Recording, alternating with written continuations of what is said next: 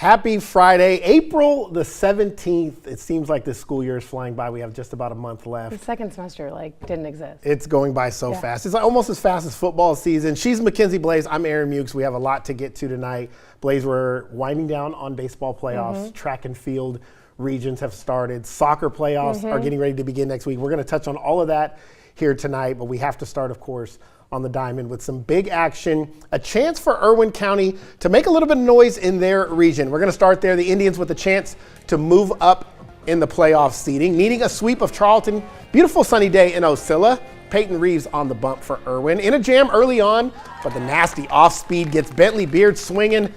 It's going to leave a runner stranded. The offense would strike first. Kellen Barrios, the swinging bunt. That always works, right? Throw not in time. And it's a 1-0 lead. Top two, quick answer from Charlton. Grant Harris hits a liner to right. It's going to be misplayed by the right fielder, and he's going to get on his horse and make his way all the way to third, and we are tied at 1. More trouble fielding the ball. Irwin back out in front off the dribbler from Brock Simpson. 2-1 is the advantage now. And here's one guy that didn't have trouble with his glove. Charlton right fielder Tyson Lloyd. Up against the fence, watch this catch, into the fence on the third base foul line. He would make the grab. He actually gets stuck in the fence. Scary moment, but he would be okay. And how about some more from Tyson? Bottom 5, flashing the leather again. A good old-fashioned web gem. Charlton out of the inning, and they have the 1-run lead. Irwin threatening again, though, in the 6th, and the wheels would fall off for the visitors. They are loaded for Henry Purvis, and he delivers. 2 runs are going to score. Irwin would take the lead on here, and they would not give it back. A passed ball and a throwaway would allow 2 more to come home. They would score 4 runs in the inning, and Irwin County takes game 1, 6-5. I just wanted to see heart, hustle, and fight, and we saw that in the first game. That was a big win, pulling that one out. You know, we're not really concerned what seed we go in the playoffs. We're just concerned about playing our best brand of baseball. Our biggest thing at practice lately has been cleaning up the errors. There's been games where we really just beat ourselves. We want to just be playing clean baseball going in, and we know that we come from a tough region. We're going to be battle-tested, and no matter what seed we go in, we'll feel confident. Just down the road, the Trojans hosting the Vikings. Final game of the regular season for both squads. Lowndes looking to get one back against Lee. And spoiler alert, Aaron, they do in a huge way. Nothing through 3, then Vikings wake up in the 4th.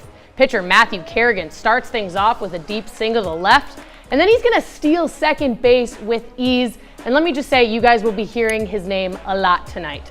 Vikings battery was on a different level. Catcher Hank Drew with the double to bring his pitcher on home. Lowndes on the board first. The Trojans, their pitching starts to crumble. 0 outs, and how about this? Tyler Parker, a standing double to score 1 more. And then it's the same inning, 2 outs now, and the freshman, Brogan Stevens, makes contact. Second baseman Nate Shepard can't get to it, make that 3-zip Vikings. And that's going to end Cole French's day on the mound. Logan Mathis comes in to relieve, and well, things don't improve. A hit by pitch and a full count walk will make this one 4-0. Vikings, they're going to go ahead and put up 8 runs in the 4th. Kerrigan pitches a 5-inning shutout, and then he makes matters worse with a leadoff homer in the 6th. Lowndes just dominant in this one. They snap their 4-game losing streak with a 12-0 dub. Games we just kept kicking ourselves in the butt there and making simple mistakes that we hadn't made all year, and weren't pitching very well and weren't getting the timely hit. So it was good to see those things come back tonight. Matthew Kerrigan 3 for 4 at the plate, a homer, 4 RBIs, and he goes and pitches a 5-inning shutout. What does that say about him as a two-way player? Well, he's just a dude. I mean, Matthew's been doing that his whole life since I've had him when he was 8 years old. He always steps up in the big moments and does the things he needs to do to help our ball club win, and that's what makes him a special player. Coach said he's just a dude. He actually really is a dude. Let's take a look at some scores from around the area. Tift falling by 1 run. I think they split that doubleheader tonight against Veterans. Atkinson 12-2 over Eccles County. And Wilcox continues to play well. They win again 7-3. Some big wins tonight and some big losses. Cook beats Fitzgerald 12-2, and Chattahoochee County shuts out Monroe 10-zip. Our final scores of the night. Deerfield Windsor sweeps that series against Tift area. They take both games of the doubleheader, and Terrell knocks off Highland Christian 7-0. So Blaze, we have Playoffs getting ready to begin in just a little bit over a week or within the next week. Who are your kind of teams that you're kind of watching for as we head to the postseason here for the baseball playoffs? Well, if you would have asked me yesterday, I wouldn't have said Lowndes, but the way they played tonight was ridiculous. And Coach, I didn't include that sound, but Coach said he really likes their top 5 pitchers. He thinks they're going to be able to go far, and the bullpen's been supportive all season. And when you have run support like that, I don't know what's standing in the way of them getting their, 3rd championship in 4 years. I think they're going to be just fine. And then Wilcox also, they were electric last night. So those are 2 teams I'm definitely looking forward to watching. I agree. Both those teams can make deep playoff run. I'm looking forward to Lanier. A little bit of disappointment tonight for Fitzgerald, who had been playing really well. Cook got the best of them, but maybe they're already in their playoff seeding. The region was over. Worth County lost 2 games today as well to Thomasville. Didn't matter, though. They had already claimed the region. So those are 2 more teams that I think have a chance for deep playoff runs. I think there's a lot of good baseball here in South Georgia, and I'm really excited for next week. And, of course, we'll have all the coverage right here on the Locker Room Report, as well as sports talk throughout the week. Okay, coming up, we're going to hit the track. Hugh Mill Stadium, the site for the Class A Division II region track meet. We're taking it to the track and showing off the speed when we come back. We're back here on the Locker Room Report. Region track meet's always fun. The speed, it's getting hotter. The track's running faster. Yeah. And a lot of speed shown today at Hugh Mills, one of the best venues around here for some track and field action. And of course, with Class A Division II, it's one of the most competitive, but also maybe our best chance here in South Georgia to bring home some hardware this year at the state. Morgan Jackson was there for it all. Take a look.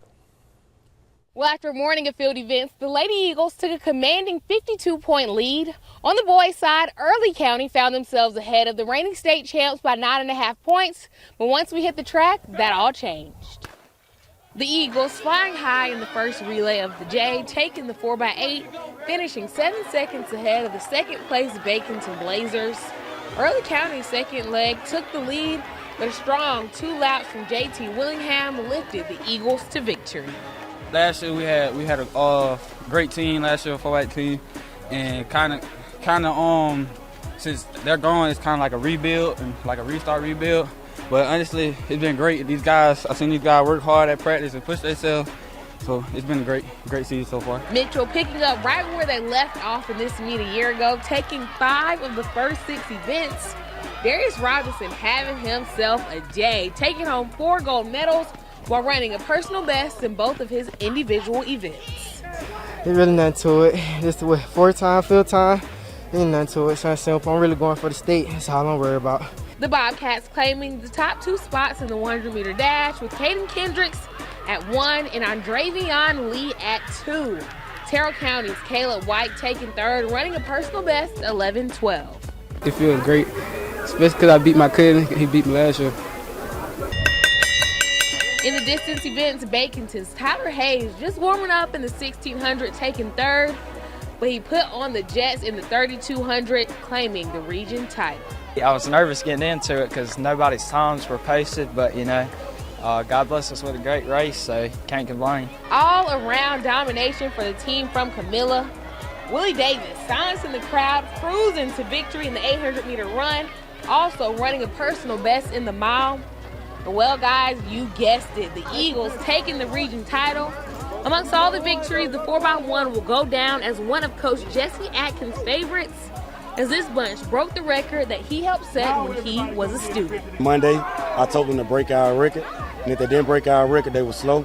So they came and broke our record, and the first thing they said to me was, "Coach, y'all boys slow."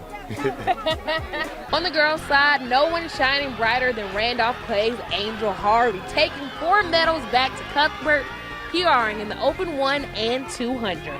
I just wanted to play as a team player. My main focus is winning on the relays as a team because it is a team sport at the end of the day. Even though it looks like an individual sport, it is a team sport. I just trusted in God, trusted in my training, trusted in my practice, and trusted in my coach.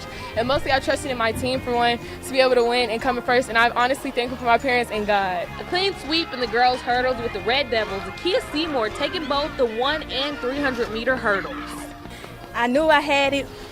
I had to make my stride longer in my 3 steps, and I did it. Just 3 runners in the girls' 2-mile.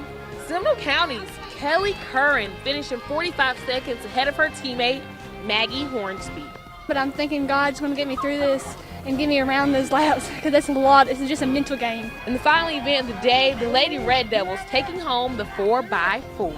Shout out to Coach G, y'all. That's the best coach. But in the end, the region belongs to the team from Camilla. The Lady Eagles took the lead and held on to it tight, going back-to-back. Hey, how good does it feel to win back-to-back? It feels good, you know, as a senior. We did that. Yeah, we did that. This is special to me because this is my freshman class. They are seniors now, and it just means a lot to see them grow from freshmen to seniors and keep the train rolling. Reporting from Hugh Mills, I'm Morgan Jackson. Gotta love Coach needing the assistance there on the back end. Let's love it. Let's check out these girl results. As we mentioned, Mitchell County taking the top spot. Randolph, Clay, Terrell, Early, and Pelham following suit. And on the boys' side, again, Mitchell County dominating.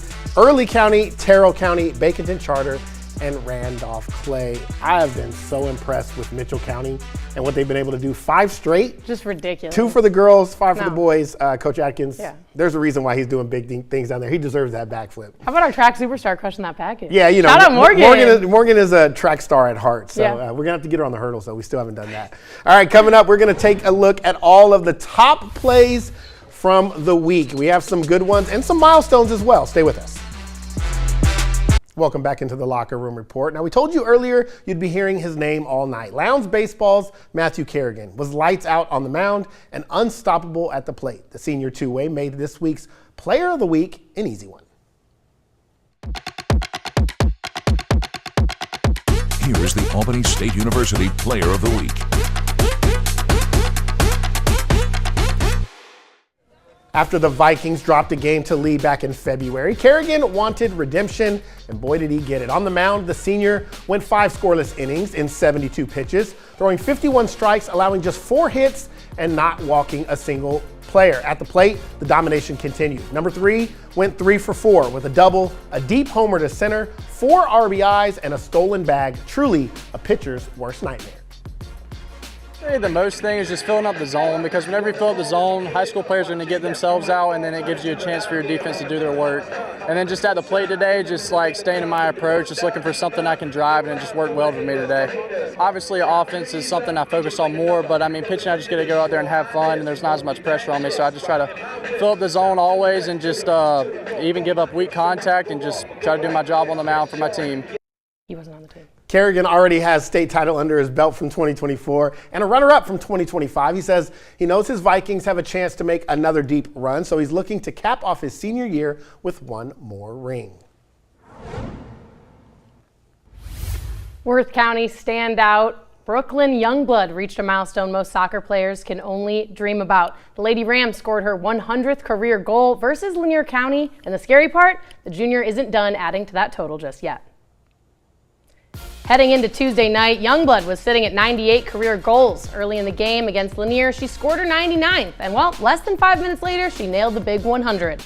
She hit 1 more goal to grab a hat trick, giving the Rams the 4-1 dub against the Bulldogs. Up and it deflected off the goalkeeper, and the goal was wide open, so I just shot it in the goal and everybody came up and hugged me. It was kind of frustrating throughout the game because I just had so much pressure knowing that I most likely was going to score my 100th goal that game, so I felt really relieved once I scored it.